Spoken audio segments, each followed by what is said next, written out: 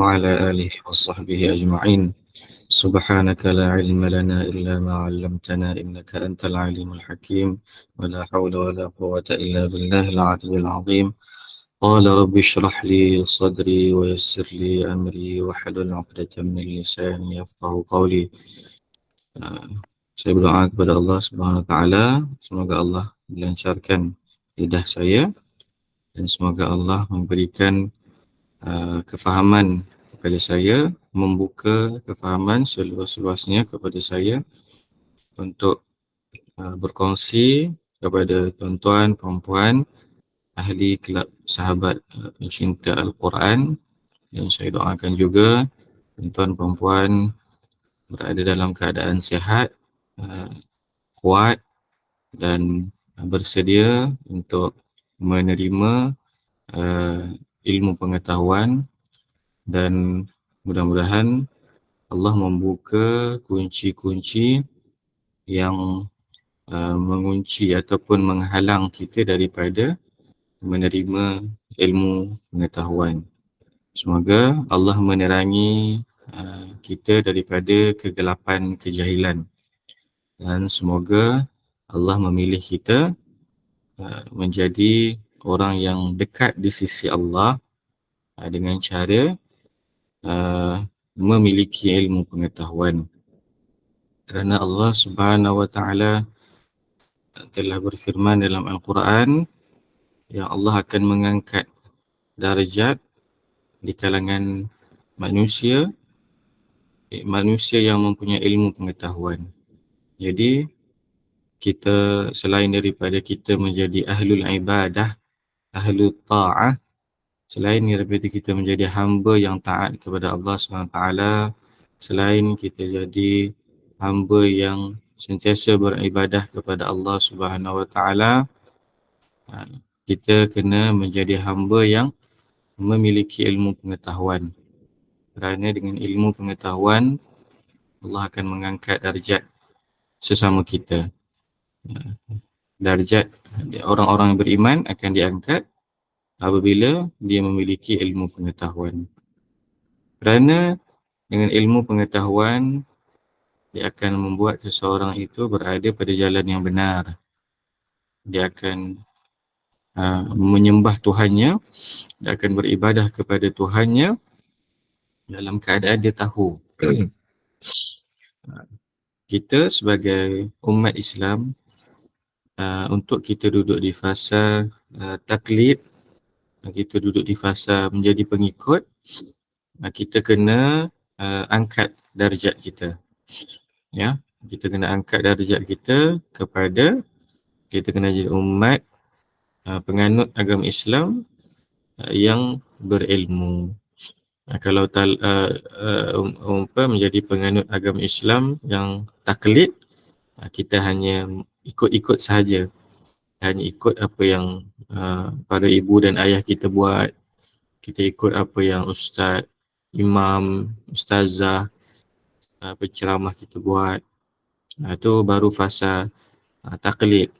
Tapi kita kena masuk, kita kena berpindah kepada fasa kita talibul ilmi, kita mencari ilmu pengetahuan.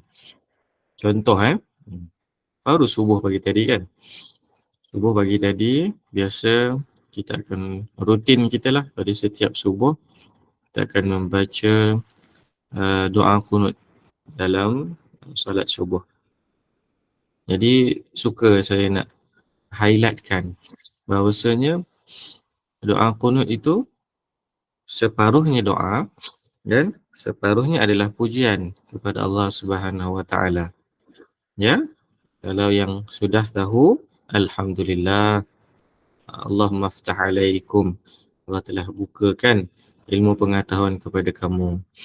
Tapi untuk yang baru dengar kan, yang baru pertama kali dengar, maka catatlah perkara yang penting ini ialah bila kita baca doa qunut kan, lebih-lebih lagi apabila kita jadi makmum, dan kita akan aminkan doa qunut yang dibacakan oleh imam kan.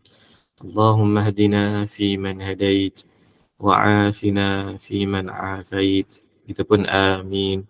وتولنا فيمن توليت آمين وبارك لنا فيما أعطيت وقنا برحمتك شر ما قضيت آمين.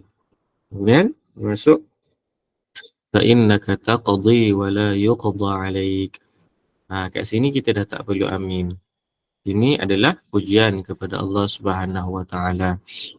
فإنك تقضي ولا يقضى عليك وإنه لا يذل من واليت. Sama juga pujian kepada Allah Subhanahu wa taala. Kan sampailah ونستغفرك اللهم من جميع الذنوب والخطايا ونتوب إليك. Yang ni kita bolehlah amin. Kan? Kemudian وصلى الله على سيدنا محمد وعلى آله وصحبه وسلم والحمد لله رب العالمين. Tak perlu amin, kita sama-sama sujud dan meneruskan rukun salat yang seterusnya. Ya, maka ambillah pengetahuan tersebut, simpanlah. Jadi kita tidak lagi duduk di fasa taklid yang hanya mengikut sahaja. Maka sekarang kita dah mempunyai ilmu pengetahuan yang berkenaan dengan itu baru satu perkara berkenaan dengan doa qunut. Perkara yang kedua ialah ilmu yang perlu kita tahu ialah berkenaan dengan barang siapa yang mengerjakan salat subuh dan dia tidak berganjak daripada tempat dia sehinggalah matahari terbit. Kan? Sehinggalah matahari terbit. Kemudian dia melakukan salat sunat 2 rakaat.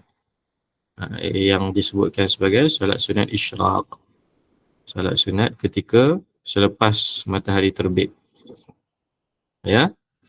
Okey, jadi apakah ganjaran bagi orang tersebut? Ganjaran bagi orang tersebut ialah dia akan diberikan ganjaran seperti mana mengerjakan haji dan umrah.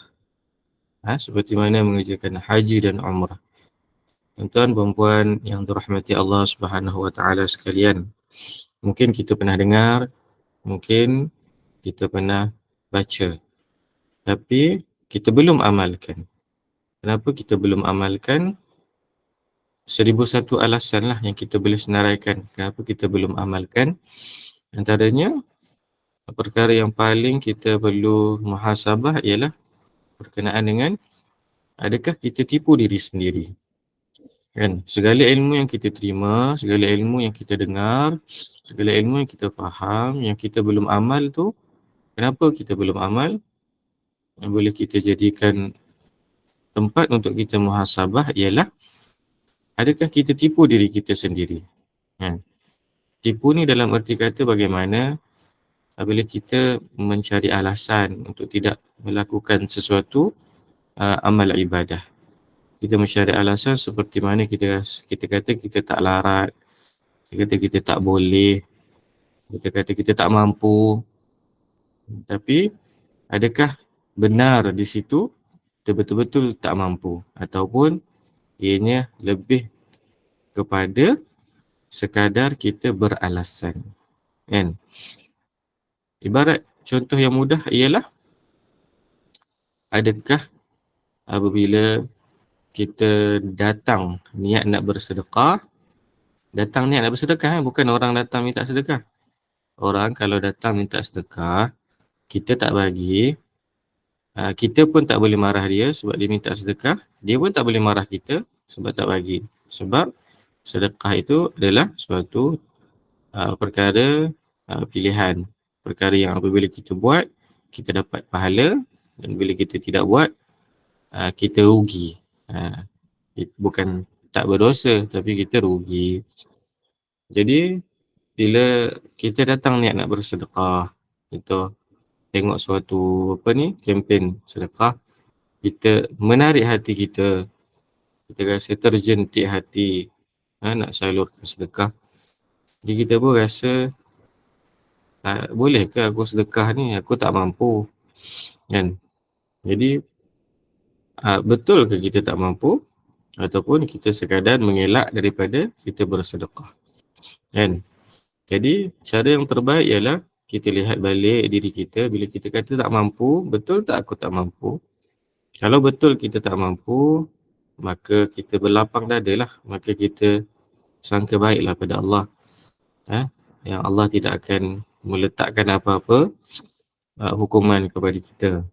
Tapi kalaulah kita kata kita tak mampu, walhal kita hanya beralasan, kan? Kita hanya beralasan, maka tolonglah pada saat itu kita keluarkan sedekah kita itu yang telah kita niatkan, walaupun dengan jumlah yang tidaklah tinggi, kan? Yang penting adalah kita tidak memberi alasan dan kita tidak menipu diri kita sendiri. Kan kita biasa baca doa, kan?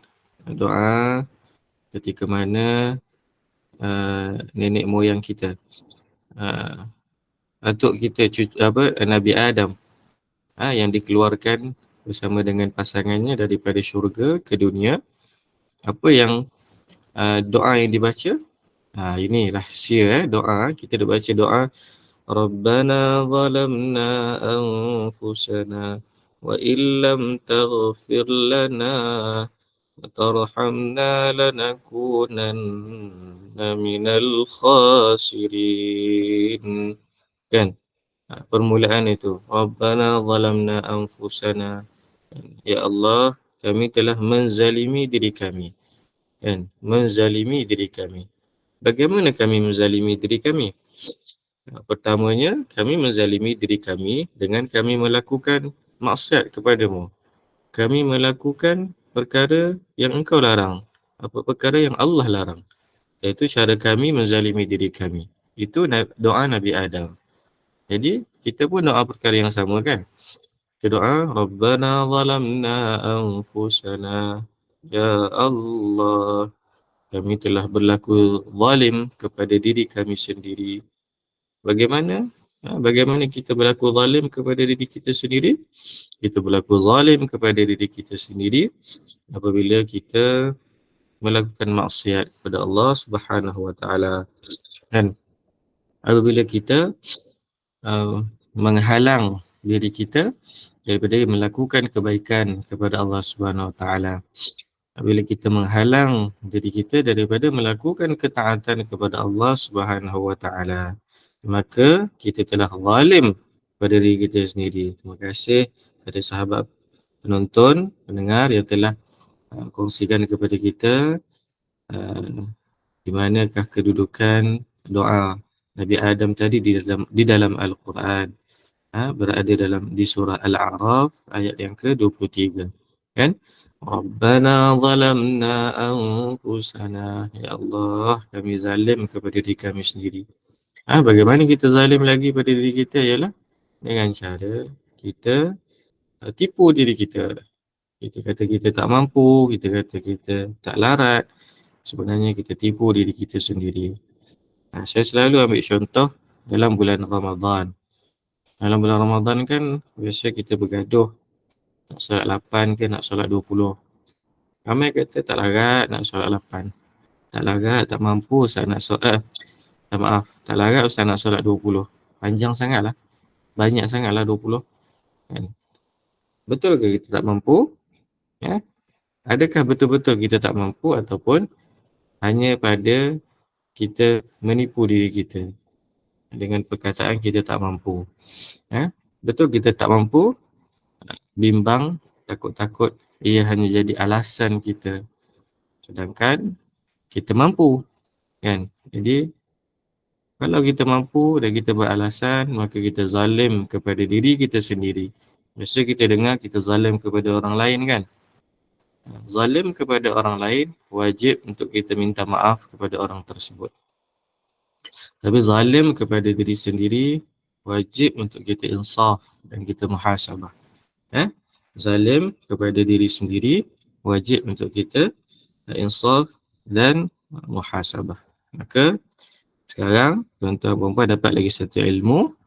Bila tuan-tuan baca doa Rabbana zalamna anfusana wa illam taghfir lana wa tarhamna lanakunanna minal khasirin. Ingat balik apa yang kita telah zalim kepada diri kita bila kita baca doa ni. Antaranya, kita zalim kepada diri kita halang diri kita daripada melakukan tabiat kebaikan. Kan? Apa-apa sahaja. Contoh, tabiat kebaikan ialah kita membaca Al-Quran pada setiap hari. Maka itu juga merupakan satu tabiat kebaikan. Bila kita tinggalkan dengan alasan kita tak sempat, maka adakah kita betul tak sempat ataupun kita sebenarnya sedang zalim kepada diri kita sendiri.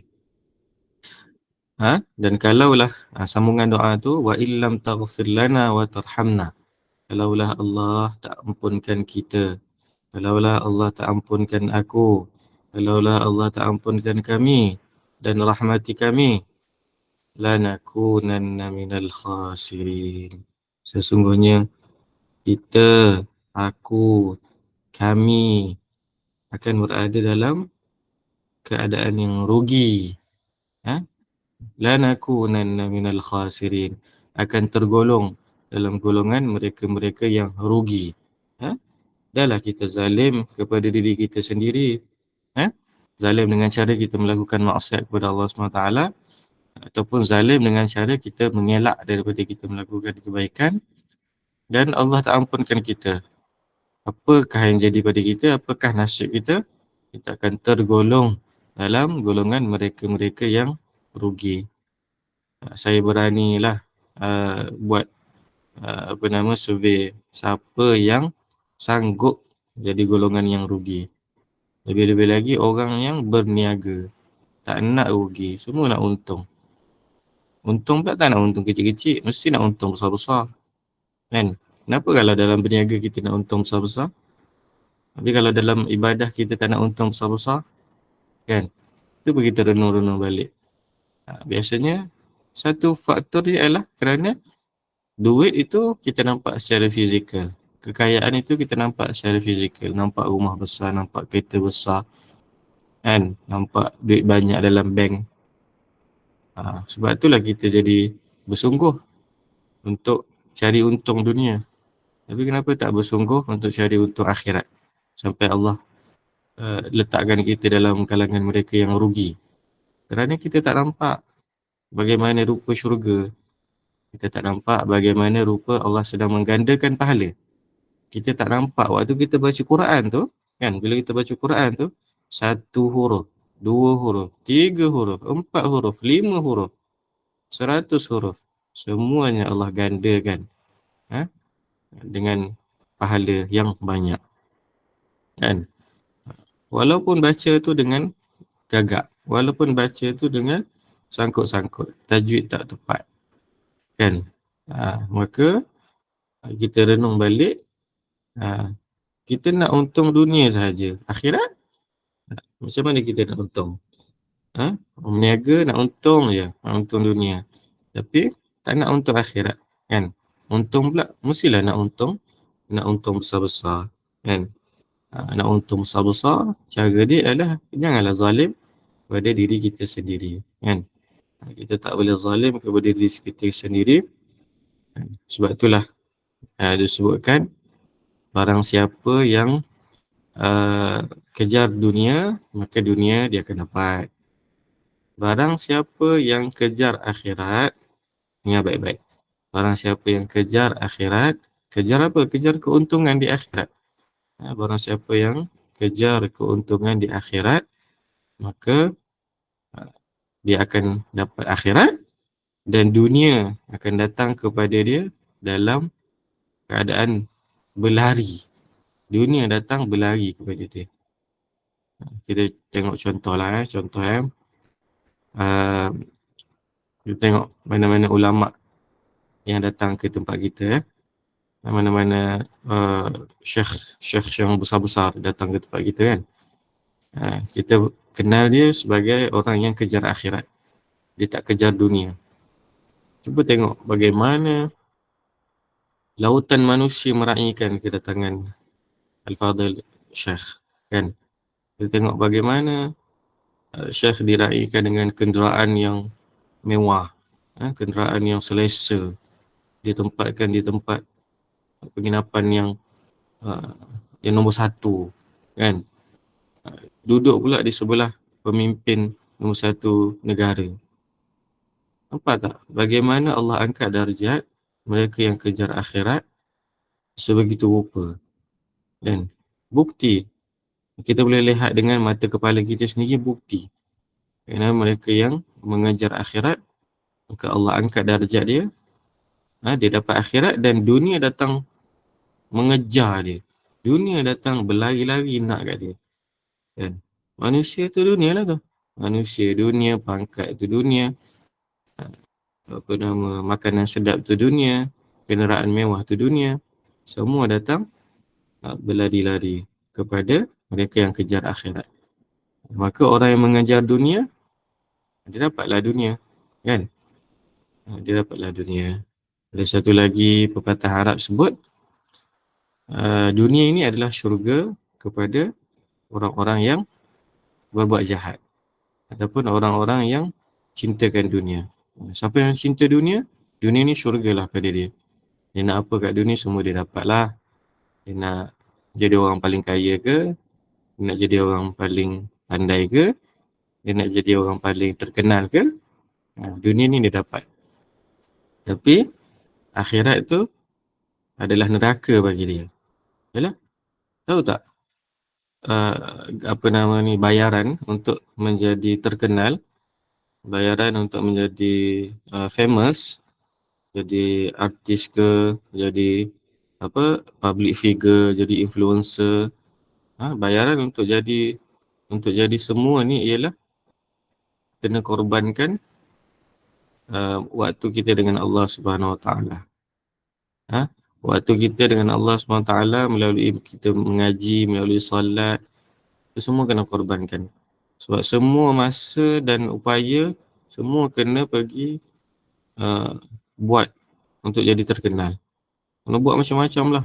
Kena buat video lah, kena buat konsert lah, kena buat apalah, semualah kena buat lah. Nak jadi terkenal.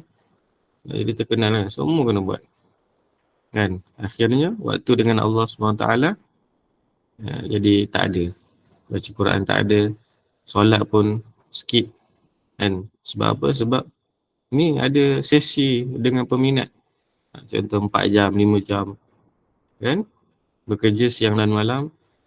Skip waktu solat. Nampak tak? Dia dapat kemasyhuran dunia lah.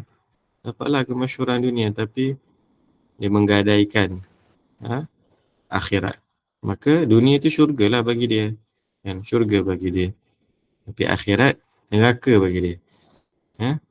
Tapi jangan salah faham. Jangan apa ni, kita faham yang orang macam tu terus masuk neraka. Neraka di situ bermaksud ialah dia tak senang lah di akhirat. Kan? Dia tak senang lah di akhirat. Banyaklah soal jawab dia di hadapan Allah Subhanahu Wa Taala. Kan? Sebelum nak ditentukan syurga atau neraka tu, banyaklah yang nak dihisap, yang nak ditanya. Kan? Tapi kalau orang yang kejar akhirat, syurga untuk dia di akhirat. Kan? Tak banyak soal. Tak banyak soal. Allah terus cop. Ni sebab kita bagi buku amalan dia sebelah tangan kanan. Nah, ambil dengan tangan kanan. Bila ambil dengan tangan kanan, itu siapa orang yang ambil buku amalan dengan tangan kanan ni? Ialah orang yang telah ditentukan syurga bagi dia. Dia ambil buku amalan dengan tangan kanan. Kalau orang yang diberi pada tangan kiri, kena masuk neraka. Kan? Kena hapuskan semua dosa dulu. Hapuskan dosa dulu dalam neraka. Kena bantai dulu. Kena bakar dulu. Kena pukul dulu. Kan? Kalau pecah kepala, Allah buat lagi kepala. Bagi azab lagi.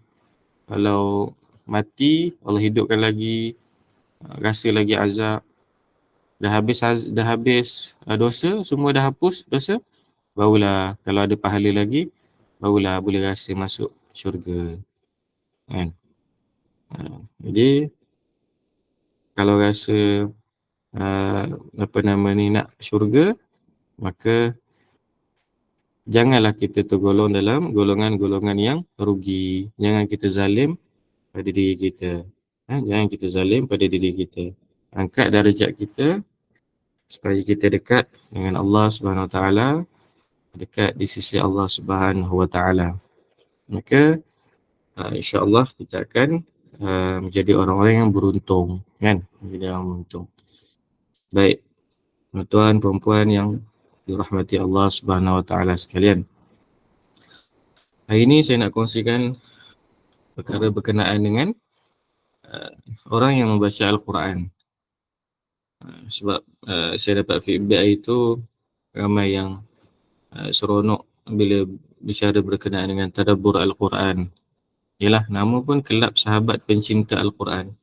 Maka mestilah nak berbicara berkenaan dengan Al-Quran. Ada satu kisah, saya suka sangat dengar kisah ni. Saya rasa ramai dah dengar kisah ni. Seorang tabi'in nama dia Sayyid Ibn al-Musayyib. Dia seorang yang kuat membaca Al-Quran dan dia ada mushaf Al-Quran. Dia ada Al-Quran, nuskah Al-Quran.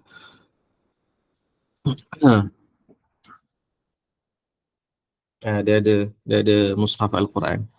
Jadi satu hari dia sedang berwuduk.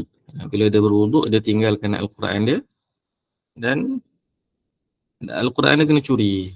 Al-Quran dia kena curi. Sebab orang tahu dalam Al-Quran itu dia simpan duit. Cuba kita tengok benda yang kita berdamping, telefon lah, contoh telefon lah.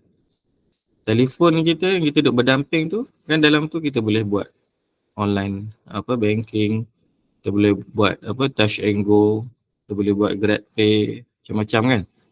Kita berdamping, kat situ mesti ada duit kita. Sama juga macam Syekh Ibn Musayyib ni, dia berdamping dengan Al-Quran, dia suka sangat baca Al-Quran, sampai kan Al-Quran tu jadi handphone dia lah. Dia bawa mana-mana, berdamping dengan dia kan. Dan masa dia tengah ambil wuduk tu, dia letakkan Al-Quran dia. Al-Quran dia kena curi. Dia kejar pencuri tu dan sampai dapat, dia bagilah duit kepada pencuri tu. Dia kata pada pencuri dia tu, dia hanya nakkan Al-Quran sahaja. Dia nak Al-Quran dia je, kan. Mungkin dalam Al-Quran dia tu dah ada tadabbur yang dia dah catatkan, kan. Sama saya pun susah untuk kita berpindah Al-Quran. Kalau ada Al-Quran yang kita dah suka, kita dah berdamping dengan dia tu, susah untuk kita pindah, tukar Al-Quran lain. Sebab kita dah ada tanda-tanda kat situ, kita dah tahu, kita suka belek-belek muka surat Al-Quran tu yang kita dah belek banyak kali, kan. Jadi pengajaran kisah ni ialah pada kita untuk kita berdamping dengan Al-Quran sama ataupun lebih lagi daripada kita berdamping dengan handphone kita. Kalau kita berdamping dengan Al-Quran di dalam handphone kita pun dibolehkan. Dan handphone kita tu kita install Al-Quran dan kita berdamping dengan Al-Quran dalam handphone kita, kan. Bila kita duduk menunggu orang qomat contohnya.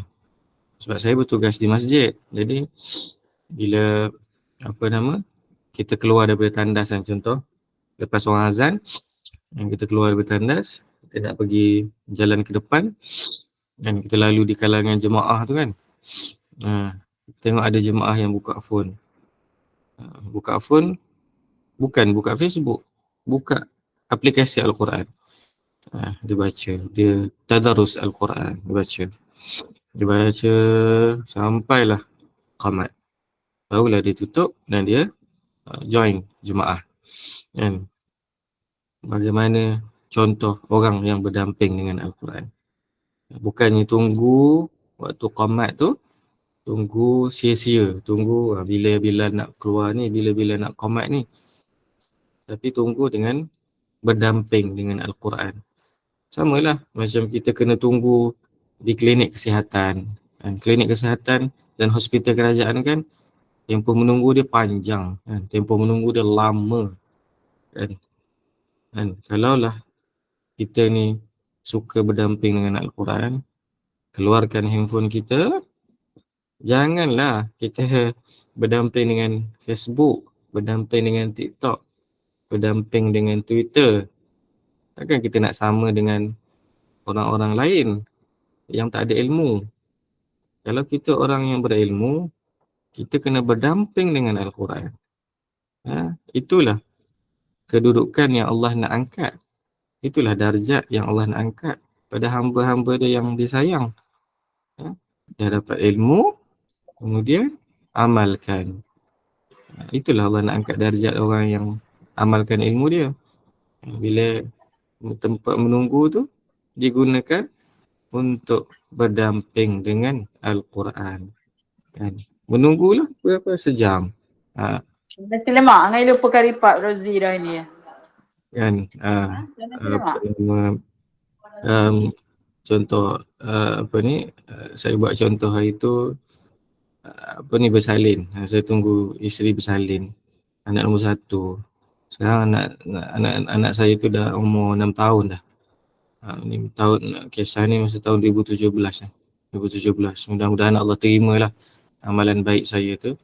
Jadi saya nak kongsikan untuk para jemaah sekalian kisah bagaimana masa saya menunggu, sebab saya tak boleh masuk labor room.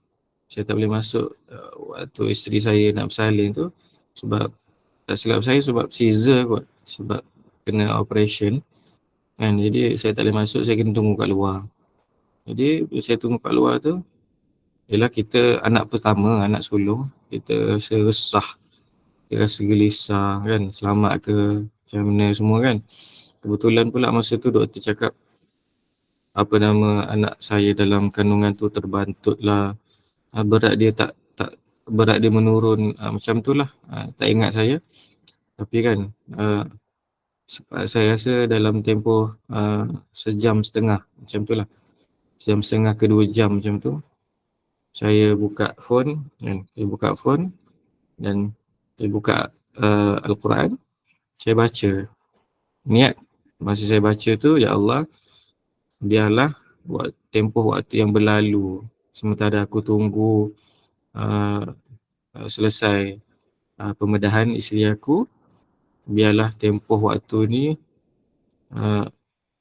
engkau berikan pahala kepada aku dengan membaca Al-Quran, daripada aku sibuk, gelisah, risau, takut dengan apa nasib isteri aku. Baik aku beribadah kepadamu dan engkau berikan pahala kepadaku, supaya mudah-mudahan apa yang ibadah yang aku buat ni akan membantu isteri aku di dalam. Saya baca, saya mula bismillah dan saya mula dengan surah Al-Mulk, dan saya sambung dengan surah yang berikutnya. Saya baca dalam keadaan baca perlahan-lahan, baca dalam keadaan kita tadabbur ayat-ayat Al-Quran tu. Dan alhamdulillah bila selesai semua selamat dan kita dapat bersyukur kepada Allah SWT. Kita dapat banyak ibadah masa tu. Pertama, kita dapat baca Al-Quran dalam tempoh menunggu. Yang kedua, bila selesai operation, kita bersyukur kepada Allah SWT. Kenapa? Kerana kita tak perlu risau, kita tak perlu gelisah waktu menunggu tu kan. Walaupun kita tak perlu risau, tak perlu gelisah, tapi isteri tetap selamat dalam proses pembedahan kan. Sebab apa? Syukur tu juga merupakan ibadah. Kita ucap alhamdulillah. Alhamdulillah pun juga merupakan ibadah kepada Allah Subhanahu Wa Taala kan. Sebab tak nak jadi macam orang lain kan. Orang lain tunggu dalam keadaan resah, tunggu dalam keadaan risau. Kemudian kalau tak ada risau tu tunggu dalam keadaan scroll Facebook tu, scroll, scroll TikTok tu, scroll Twitter tu, sampai habis pusingan, scroll lagi, tak puas. Tak nak jadi macam orang tu, kan? Kita ambil lah TikTok, Facebook semua tu sekadarnya sahaja. Kita ambil sekejap je lah, ambil masa sekejap je, kan? Janganlah kita jadi berdamping pula dengan semua tu. Berdampinglah dengan Al-Quran. Cuma saya nak sebutkan ialah janganlah kita terlalu bergantung kepada aplikasi dalam telefon. Janganlah kita terlalu bergantung kepada apps. Kita perlu juga kepada mushaf Al-Quran. Mushaf Al-Quran. Kalau kita duduk rumah, duduk dalam kereta, pegang dan tengok Al-Quran. Sebab kita dapat pahala banyak. Kalau kita tengok di phone saja, kita tak dapat pahala pegang, kan? Kita hanya dapat pahala baca, dapat pahala tengok, kan? Tapi tengok tu pun tak dapat, sebab dia bukan mushaf, dia hanya telefon, kan? Dapat pahala baca sahaja.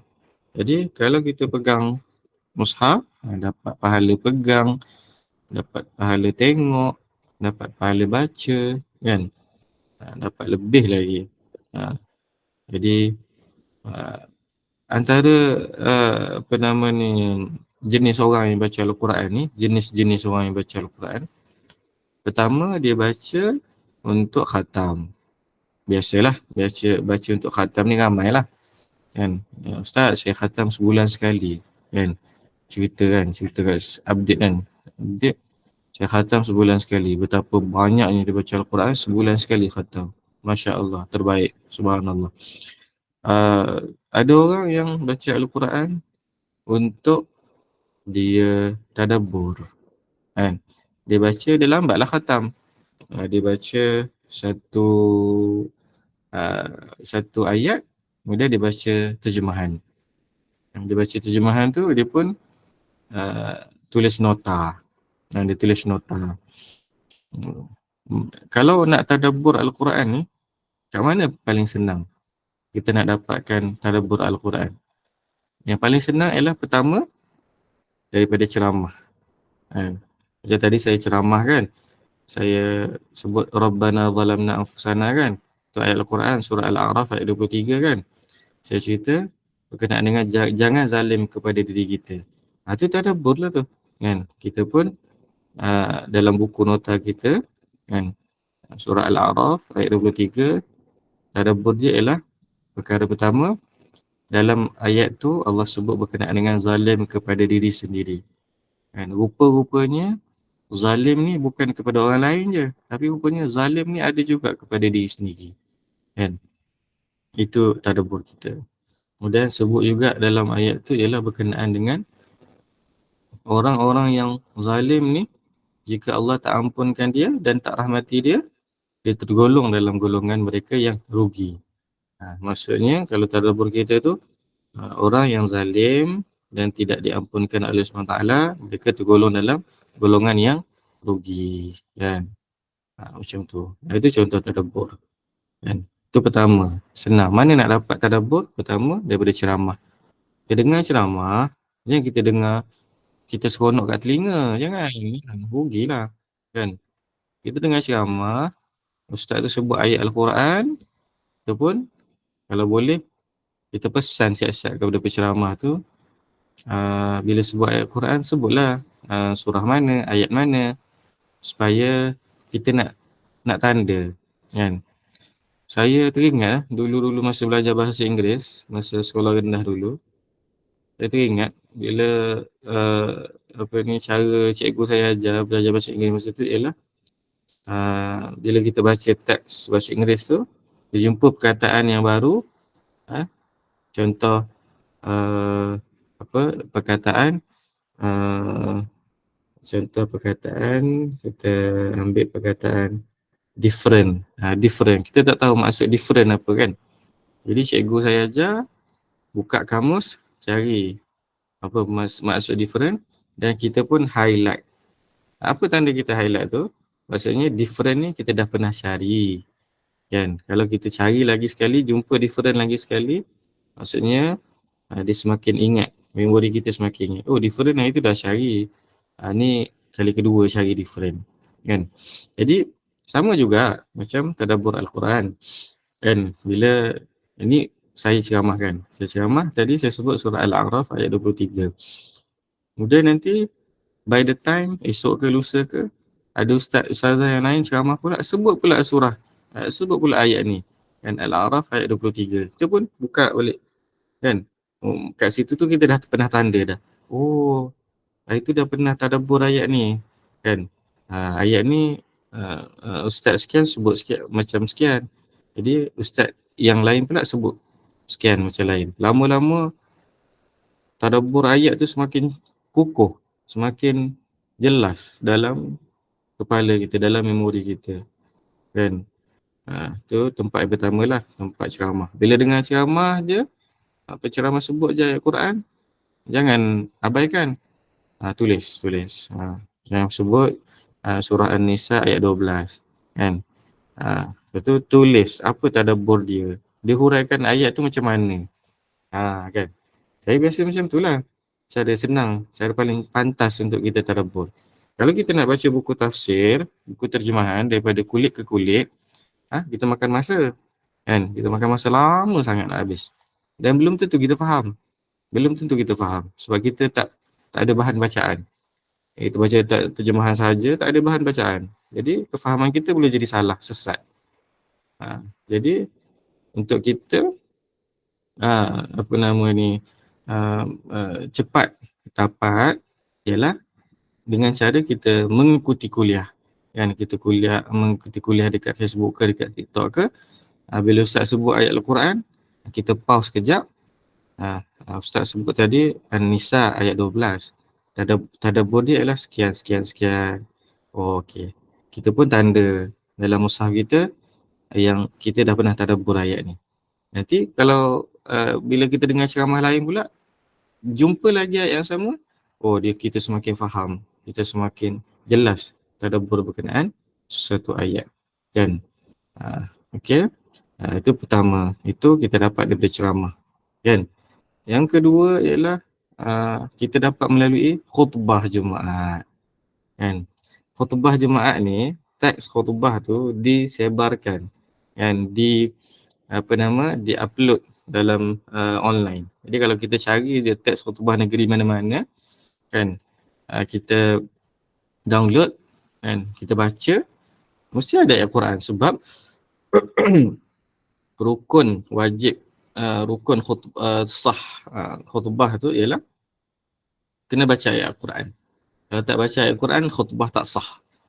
Jadi bila teks khutbah tu ada ayat Quran, dia ada sekali dengan penerangan. Dia bukan terjemahan saja.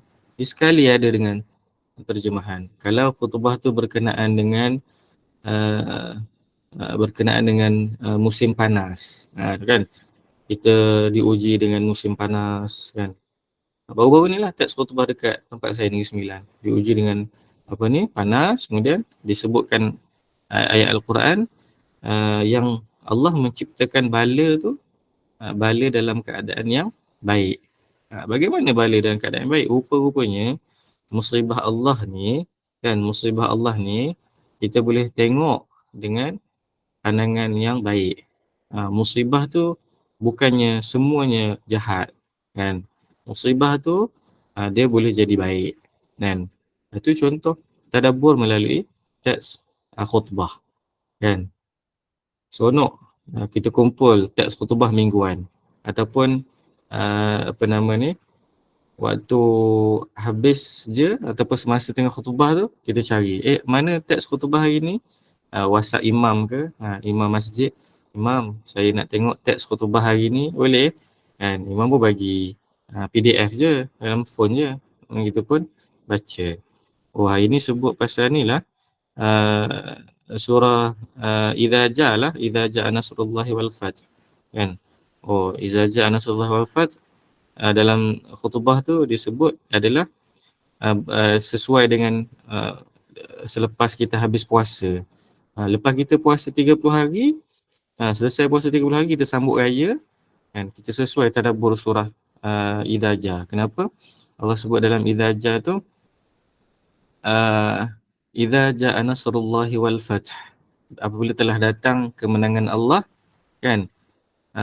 Allah ajar kepada kita, kita kena buat apa? Fasabbih bihamdi rabbika wastaghfir. Kan? Tasbihlah kepada Allah SWT, dan mohon keampunan. Tasbih, fasabbih bihamdi, bihamdi rabbik. Pertama tasbih, kedua tahmid, puji. Yang ketiga ialah istighfar kepada Allah SWT. Tadabbur surah Idza Jaa ialah kita kalau kita dapat kemenangan, contoh kemenangan kita berjaya puasa 30 hari, kan? Apa kita kena buat? Surah Idza Jaa bagi tahu kita kena, pertama kita kena tasbih. Subhanallah. Pertama kita kena subhanallah. Bila kita berjaya puasa 30 hari, kan, orang perempuan lah paling susah sekali nak puasa 30 hari, kan, sebab ada tempoh-tempoh uzur dia, kan. Bila sampai je kemenangan tu, berjaya 30 hari, pertama sebut subhanallah, subhanallah, subhanallah. Yang kedua sebut tahmid, alhamdulillah, alhamdulillah, alhamdulillah, alhamdulillah. Yang ketiga sebut istighfar, astaghfirullah, astaghfirullah, astaghfirullah. Bila kita buat tiga ni, kita buat apa yang surah Idza Jaa beritahu, kan? Bila kita dapat kemenangan, habis puasa 30 hari. Sama juga bila kita dapat apa ya? Contohlah, saya biasa bawa orang pergi umrah. Orang perempuan kan dia ada masalah ni kan, keuzuran kan. Jadi kadang-kadang berjaya, kadang-kadang tak berjaya buat umrah. Jadi bila yang dah berjaya buat umrah, saya akan kongsikan surah Idza Jaa. Okay, kita tadabbur surah Idza Jaa. Apa Tuhan bagi tahu pada kita bila kita dapat kejayaan? Tuhan bagi tahu pada kita, kita kena fasabbih bihamdi rabbika wastaghfir. Tasbih, tahmid dan istighfar. Maka dia orang pun yang berjaya tu pun tasbih, tahmid dan istighfar. Seronok sebab kita buat dengan ilmu, kan? Bukan buat ikut-ikut buta tuli, kan? Buat dengan ilmu. Okey, tu dua tempat saya kongsikan. Pertama daripada ceramah, yang kedua daripada teks khutbah, kan? Cari, dan bila jumpa je ayat Al-Quran, tanda. Macam mana penulis teks khutbah ni tadabbur ayat Al-Quran tu? Macam mana penceramah tu dia kupas berkenaan dengan ayat tu, supaya, dan saya cakap tadi lah, supaya kita tak dapat kefahaman yang sesat, supaya kita tak pandai-pandai tadabbur ikut kepala otak kita. Sebab kita bukan ulama, kita bukannya nabi, kita tak terima wahyu.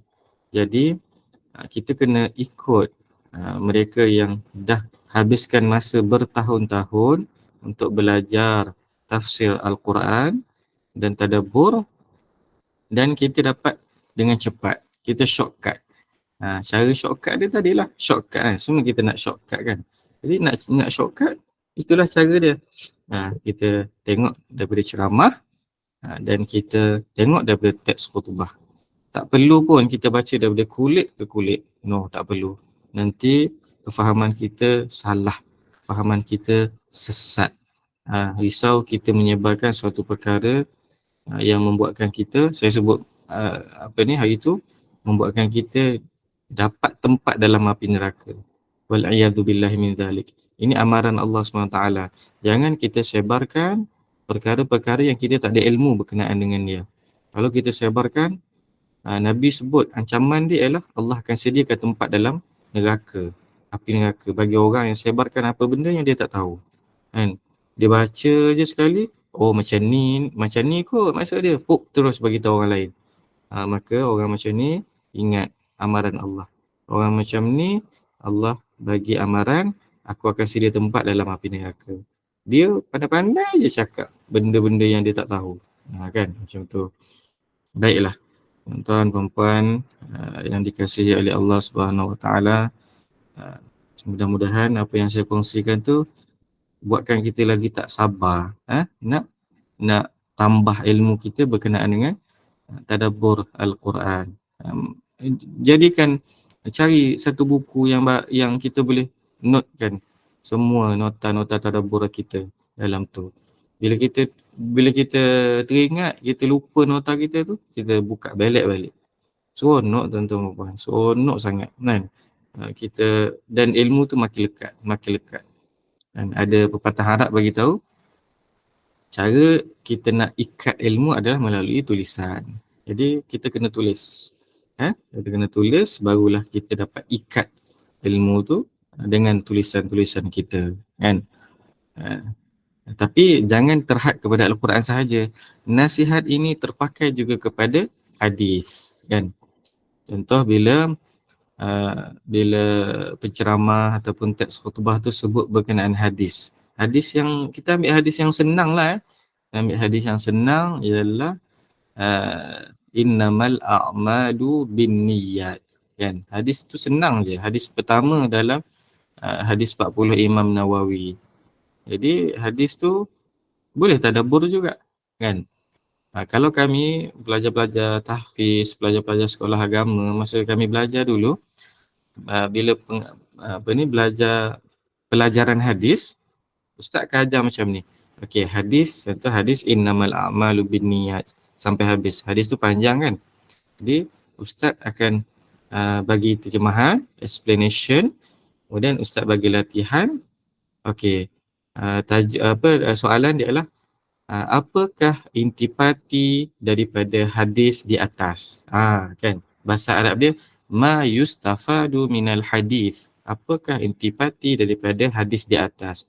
Kan, nombor satu. Nombor satu ialah sesungguhnya syarat untuk diterima sesuatu amalan adalah dengan niat. Kalau tak ada niat, suatu amalan tu tak diterima. Itu tadabbur nombor satu. Itu tadabbur hadis. Tadi kita sebut pasal tadabbur Al-Quran, kan. Kita dah tinggalkan tadabbur Al-Quran, kita masuk sikit je. Ada seminit lagi ni. Tadabbur hadis. Tadabbur hadis macam tu. Dapat satu hadis, okey. Intipati hadis ialah nombor satu, kan. Jadi hadis senang. Hadis innamal a'malu binniyat tadi tu ialah setiap amalan diterima apabila ada niat. Kalau tak ada niat, amalan itu tidak diterima. Macam tu. Contoh, tuan-tuan perempuan, solat kena ada niat, zakat kena ada niat, kan, wuduk kena ada niat, baru diterima. Kalau tak ada niat, tak diterima, kan. Sama juga kepada pekerjaan. Kita keluar mencari rezeki, kita keluar bekerja untuk dapatkan rezeki untuk berikan kepada keluarga kita. Maka niat sebelum kita keluar tu, ataupun masa kita tengah kerja tu, niat, ya Allah, aku buat kerja ni, ya Allah, aku nak dapatkan rezeki dan aku nak berikan kepada keluarga aku. Maka di situ dikira sebagai ibadah. Subhanallah, kan. Bagaimana orang yang berilmu, dia dapat pahala berganda-ganda, dapat pahala sebab dia ada ilmu. Jadi saya rasa setakat itu sahaja apa sahaja yang saya boleh kongsikan dalam tempoh yang terhad ini.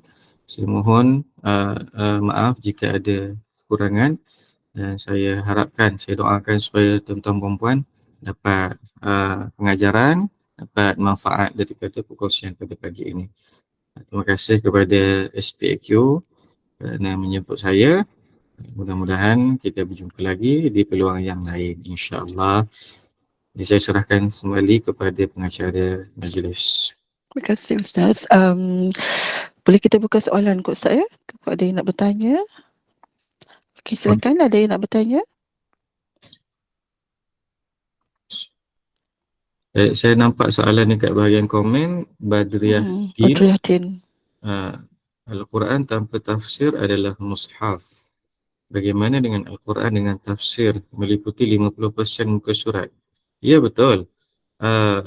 Al-Quran tanpa tafsir adalah mushaf. Nak pegang kena ada wuduk. Jadi Al-Quran yang ada tafsir diberikan kelonggaran untuk dipegangnya tu tanpa wuduk. Tapi tak boleh sentuh ayat-ayat Al-Quran lah. Ya? Okey, itu mudah-mudahan menjawab soalan Puan Badriah yang tanya ni. Kemudian yang seterusnya daripada Niksum Kamis, untuk belajar tadabbur mana yang sesuai dan terbaik? Patutkah kita buat mengikut susunan surah atau dipilih-pilih surahnya? Oh, okey.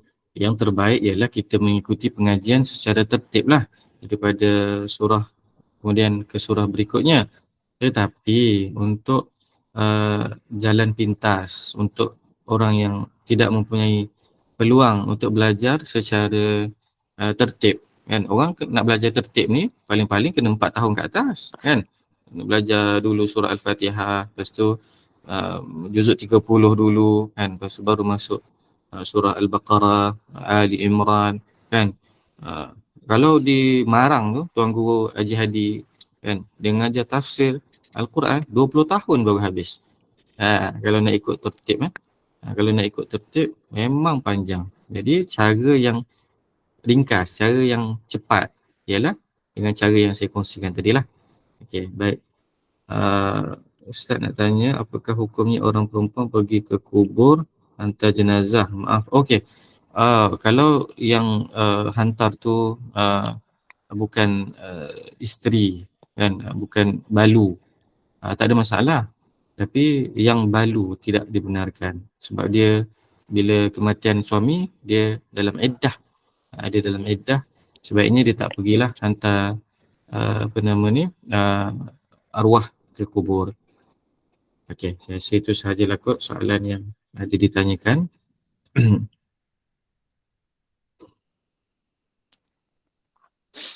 Ya, nampaknya setakat itu saja kot Ustaz. Dah tak ada soalan dah, jelas dah kot.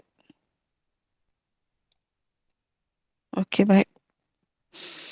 Alhamdulillah, syukur. Alhamdulillah, terima kasih Ustaz. Jazakallah khair al-fadhil Ustaz Muhammad Fitri atas perkongsian ilmu pada pagi ini, iaitu bagaimana kita nak mentadabbur Al-Quran, dan juga dalam isi kandungan Al-Quran itu adalah yang boleh diselesaikan banyak masalah sebenarnya dalam hidup kita ini, dan jadikanlah kita ini sebagai insan yang suka mendengar akan peringatan Allah SWT. Dan semoga ianya memberikan sedikit sebanyak kefahaman dan manfaat bagi kita semua pada pagi ini, dan insya-Allah Ustaz, saya akan jumpa lagi Ustaz pada masa sesi akan datang. Dan kita tangguhlah dulu Ustaz ya, majlis ilmu ini dengan tasbih kafarah dan surah Al-Asr. Silakan Ustaz. Subhanakallahumma bihamdik asyhadu an la ilaha illa anta astaghfiruka wa atubu ilaik. Bismillahirrahmanirrahim. Al-'asr innal insana lafi khusr illa alladhina amanu wa 'amilus salihat wa tawassaw bil haqq wa tawassaw bis sabr. Terima kasih Ustaz. Assalamualaikum warahmatullahi wabarakatuh. Assalamualaikum. Assalamualaikum.